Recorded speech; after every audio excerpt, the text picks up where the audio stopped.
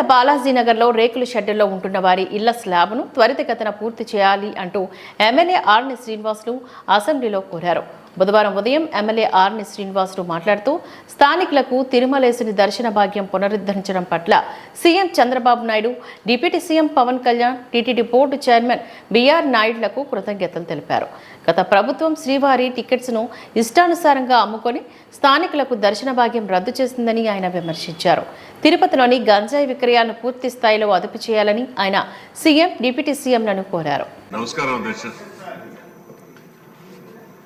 మొట్టమొదటిగా తిరుపతి శాసనసభ్యులుగా మాట్లాడే అవకాశం కల్పించిన గౌరవనీయులు ఉప ముఖ్యమంత్రి వర్యులు పవన్ కళ్యాణ్ గారికి, అదేవిధంగా మన ప్రియతమ ముఖ్యమంత్రి నారా చంద్రబాబు నాయుడు గారికి ధన్యవాదాలు తెలియజేసుకుంటూ, తిరుపతి స్థానికులకు దర్శన భాగ్యం పునరుద్ధరించిన సందర్భముగా ఈరోజు గౌరవ టీటీడీ పాలక మండలి చైర్మన్కు, సభ్యులకు, అధికారులకు, అదేవిధంగా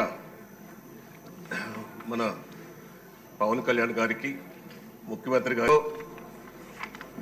స్లాబ్లు వేశారు మన ప్రభుత్వంలో. అది ఇప్పుడు ఇంకొక 610 ఇండ్లు ఉన్నాయి.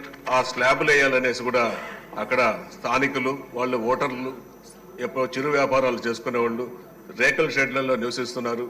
వాళ్లకు స్లాబ్లు వేయాలనేసి కూడా ఈ సందర్భంగా మీ ద్వారా ముఖ్యమంత్రి గారికి తెలియజేసుకుంటూ, అంతేకాకుండా ఈ తిరుపతిలో గంజాయి, మాస్టర్ ప్లాన్ రోడ్స్, వీటిపైన సమగ్ర విచారణ జరిపి వెంటనే ఎంక్వైరీలు వేసి దోషులను శిక్షించాలనేసి కూడా ఈ సందర్భంగా తెలియజేసుకుంటూ ఈ అవకాశం కల్పించిన అధ్యక్షులకు ధన్యవాదాలు. అధ్యక్ష.